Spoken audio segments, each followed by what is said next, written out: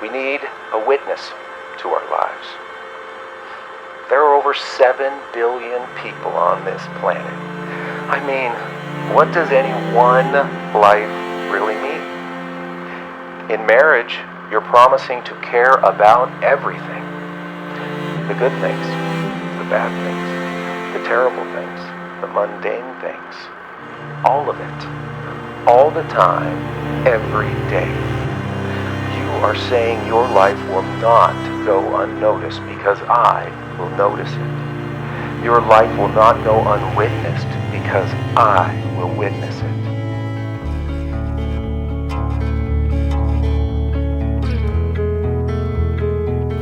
My Zachary. First and foremost, I want to promise you this, that today will be the least adventurous day of our lives. Because we're in for so much more. I know life is often made up by the big moments and the big days. The ones we hold in our minds to show us where we've been and where we're going. But it's the little ones in between that tell our story, and have been for quite some time. Oh, sorry. I forgot to close the door.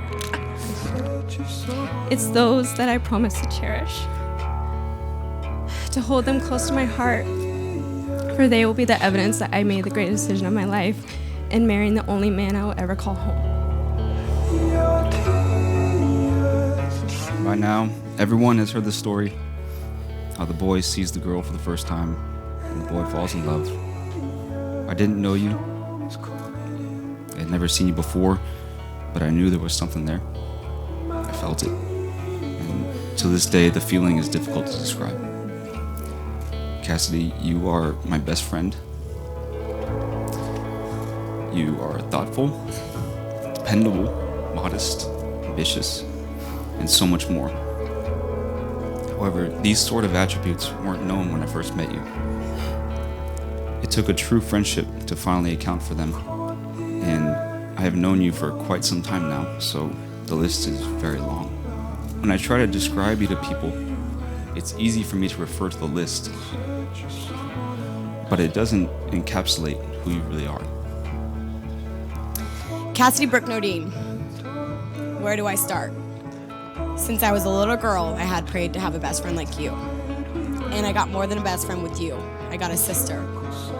From watching each other grow the years we have been close, I cannot express enough how deeply proud of you I am. I in every way look up to you. Our friendship has been nothing short but meant to be. The best way to put it is you and I are more than you and I because it's we. I will never be able to thank you enough for being one of the few people that completely gets my core, my wild, always reminding me I will never be alone. You are one of the best parts of who I am. There is a saying that stuck with us because it explains you and I in every way. And the saying is we are we. And now someone else is a part of that. Zach and I got an apartment right out of high school in Santa Rosa. Well, I used to play instruments for 4 or 5 hours a day, and he used to deal with it. One of the songs that we really loved back then, still do, is called Heart of Gold by Neil Young.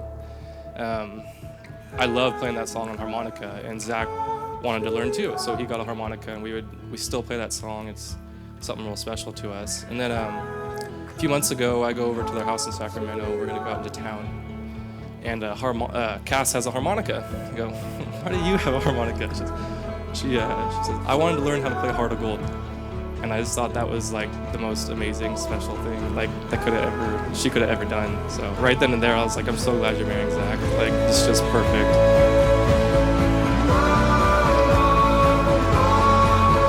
I am no less smitten by you today than when 15-year-old me fell in love with 17-year-old you. Whether it's in the way you make me feel nothing less than absolutely beautiful every day, or in the way I see you want to give the world to the people you love while expecting nothing in return. You are my heart of gold.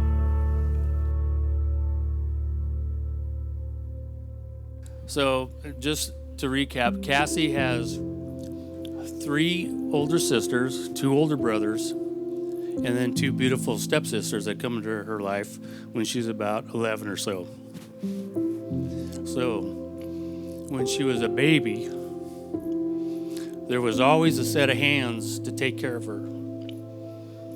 And that meant a lot because as a father, you go to work, you pay the bills, you get the doctor appointments taken care of, you pay for all that, and you make sure there's a roof over their house or a roof over their head, right? But as a dad, it's a different hat that we wear. And then those of you that have a daughter know what I'm talking about. So what we do is we cast a shadow over them so that they walk in that shadow, always knowing that their dad, not their father, has them protected and they're safe.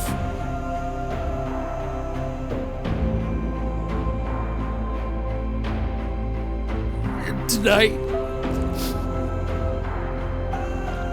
she walks out from under that shadow to the arm of another man. We have walked through mountains and valleys to get here today, at times together and at times miles apart. I vow to love you fiercely, to wage war with your insecurities and to quiet your doubts, for you will always be safe in my arms and confident in our love. We have big dreams and big plans for our life, but even if we don't cross one thing off our list, just being your wife will always be enough. It's better than I imagined. Thinking back to our early years together, I remembered I had always used one word in particular to describe you. Ineffable. Incapable of being expressed or described in words. And back then, I just thought I was being romantic.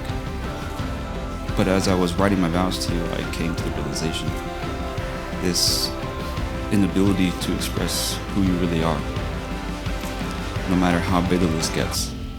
To me, you always have this aura of ineffability, this mystery that makes you you. I am watching you, don't worry, you will find me. I promise to put the sun visor up in the car when I don't need it.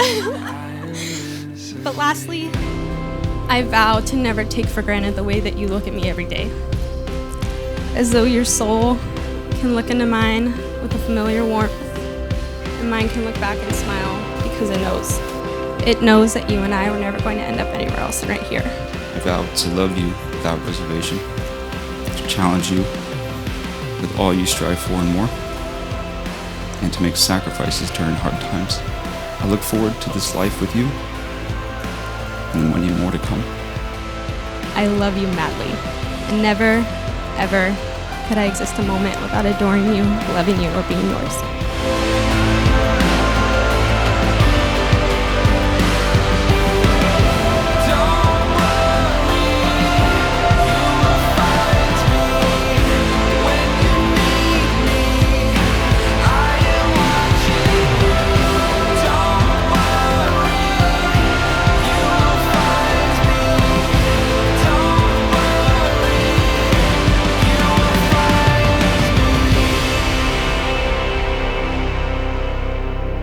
I think what I love most about Zach and who he is not just the person he is right now, but it's that constant drive that he has to just become a better person in general. Zach, Cassidy, you guys are so special to me. Zach has been, he doesn't even know this, but my #1 character reference role model.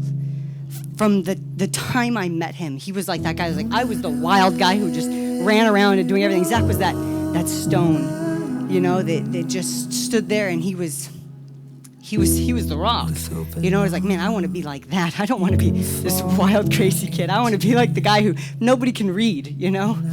Zach has always been someone who will step in and protect all those around him, the little guy, whoever it is, okay? And now look where he is now. Couldn't be more proud of you. Honestly, could not be more proud of you than I am. Cassidy. Someone called her Bubbles last night, and that was perfect. I remember the first time you brought her around, and I can honestly say that I fell for this girl the first time I talked to her. I just knew that she was going to stay.